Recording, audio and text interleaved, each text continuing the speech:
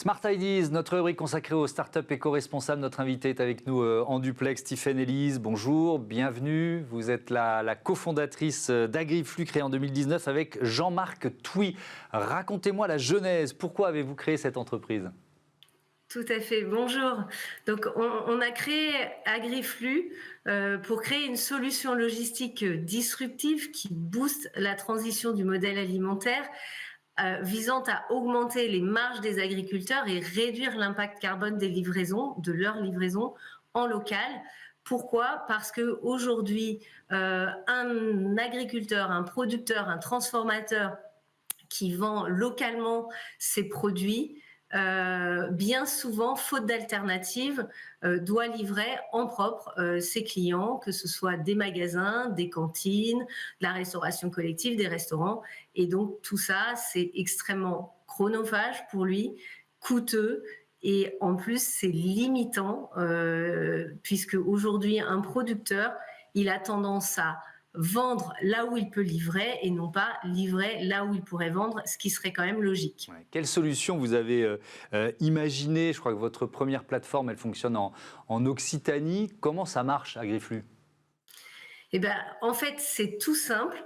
On construit des solutions logistiques qui nous permettent de construire un maillage, enfin de constituer un maillage de transporteurs locaux ou nationaux d'ailleurs, ou en tout cas des transporteurs qui sont en mesure d'apporter des solutions concrètes aux producteurs, d'une part pour aller enlever leurs produits sur leurs exploitations, sur leur lieu de production, donc bien souvent en zone rurale, pour ensuite aller livrer ces produits chez leurs clients, auprès des zones de consommation. On parle de B2B, on ne va pas livrer des particuliers en direct, on livre vraiment des magasins ou des cantines.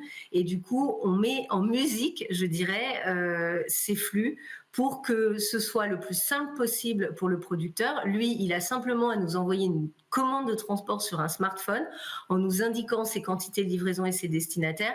Et nous, derrière, on met tout en œuvre via notre plateforme et avec nos transporteurs pour aller livrer dans des conditions de service acceptables pour tout le monde et en tout cas qui répondent aux besoins de chacun, à la fois des producteurs et de leurs destinataires en bout de chaîne. Ouais, je voudrais donner deux chiffres, pardon de vous interrompre. 75% des Français qui déclarent vouloir consommer des produits locaux, mais seulement 6 à 7% des produits qui sont effectivement consommés localement. Pourquoi ce décalage, Tiffaine Elise ? C'est le prix, c'est l'absence d'offres ? Comment vous l'expliquez ? Alors, je pense que le sujet de la consommation alimentaire en ce moment est un vaste sujet très couvert médiatiquement et on l'a vu avec la crise agricole.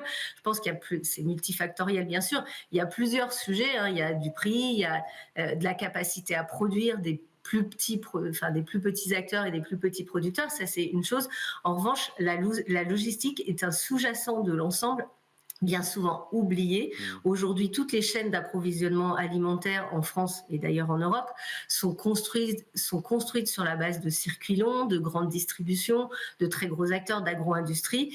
Et concrètement, il n'y a pas véritablement de solution autre que ça pour aller livrer et pour acheminer les produits dans les restaurants, dans les cantines et dans les magasins.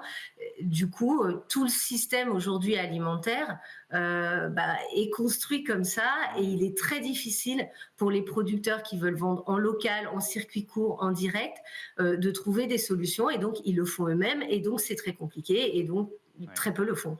Un agriculteur là, qui nous regarde, par exemple, il se dit « Ok, mais combien ça me rapporte ?» Parce que la question du revenu, elle est majeure. Par rapport à ce système massif, traditionnel qui domine tout, dont on parle, il y a quel gain potentiel en termes de revenus ? En fait, son gain potentiel, il est double. Déjà, c'est un gain de temps. Et c'est précieux le temps. Enfin, les agriculteurs, ils ont deux problèmes. Ils ont des revenus et des conditions de vie. En moyenne, ils passent une journée par semaine à les livrer. Donc, vous voyez, c'est 2 mois complets par an sur la route en livraison, à prendre des camions et à les livrer.